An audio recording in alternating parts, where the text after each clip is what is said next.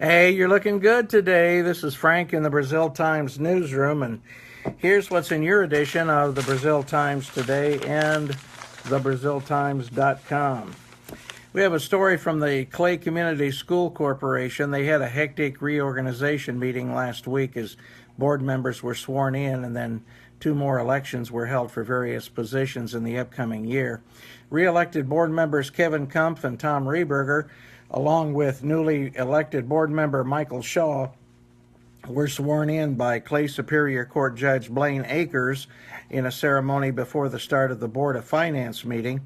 New board member Andrea Basinger was unable to attend the first meeting of the year and will be sworn in February.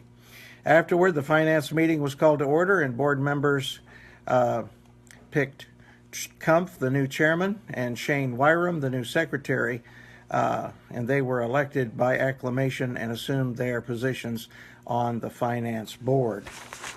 We also have a picture for you of the Clay City High School homecoming court, and you can see all those shining young faces on the front page of the Brazil Times today, as well as on our website.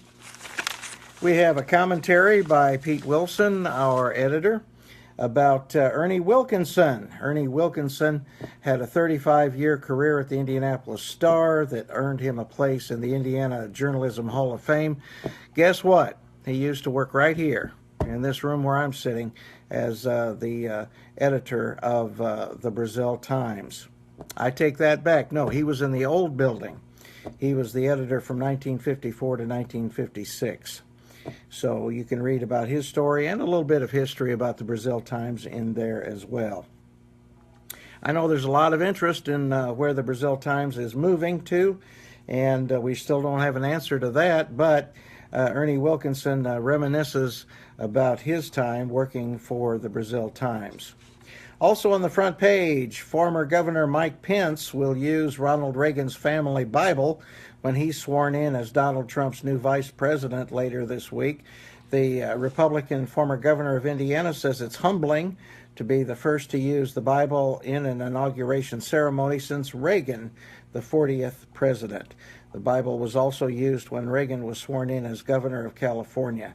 It's being transported from the Reagan Library and will be kept under lock and key until Mr. Pence puts his hand upon the Bible and takes the oath of office.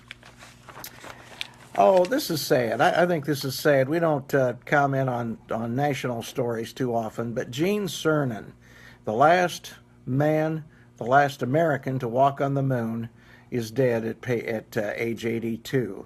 I can still remember in my college dormitory watching that moonwalk, and at that time they thought it would probably be the last moonwalk, and it certainly has been since then, since the Apollo missions were discontinued. But anyway, Gene Cernan passed away at age 82. Inside, we've got Ivy Jacobs, and she's talking about the modern-day Waltons, and she has a unique take on the Waltons from the 1970s, that TV show. I had to really laugh as I was reading through it. I think you'll enjoy reading it too, or maybe not, but it'll be interesting for you to read anyway.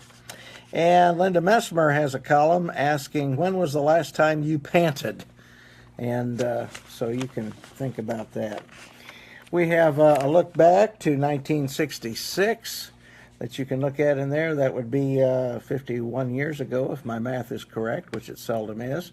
Also have a little information about the local coordinating council of Clay County. They had a dinner meeting at the Green Olive recently, and we were able to stop by there and talk to them a little bit. And Girl Scouts, Girl Scout Troop number 2241 gathered at Meridian Elementary to learn about the mission of the March of Dimes, and we've got a picture of those smiling young faces also in there. Let's see here. We go on, and in sports, we have these stories. Our sports editor, Kerry Fox, reports the Northview Knights got a defensive spark in the second half to help it overcome a bad shooting night on the way to a 41-21 road win at Bloomfield on Monday evening. You can read about that story. And the young lady Knights played well Saturday night in a 72-61 loss. That was at Plainfield. Coach Clint Weddle had little to complain about after the non-conference boys high school basketball game.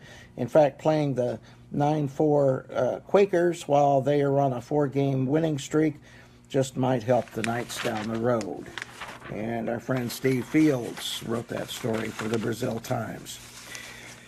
Kerry Fox also has this story. The girls basketball sectional pairings were drawn Sunday evening for teams around the state for tournament play beginning on Tuesday, January 31st. The Clay City Eels are slated to begin postseason action in the Class A Bloomfield sectional January 31st in the second game of the evening. And let's see here. The Northview Knights take to the floor to open the action at the Class 3A Edgewood sectional on Wednesday, February 1st in the 6 p.m. game against Owen Valley. So, Kerry has a list of the pairings there, so you can look through those. All of that in today's edition of the Brazil Times, as well as a healthy dose of ads.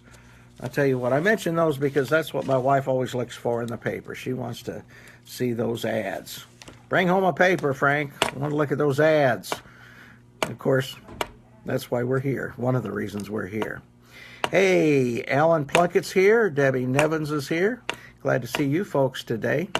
Alan can't make it every morning, but he said he stops by when he can, and we appreciate that. So for Debbie and Alan and all the rest of our folks, we hope you have an outstanding day. And the good Lord willing, I'll look forward to seeing you when we next meet.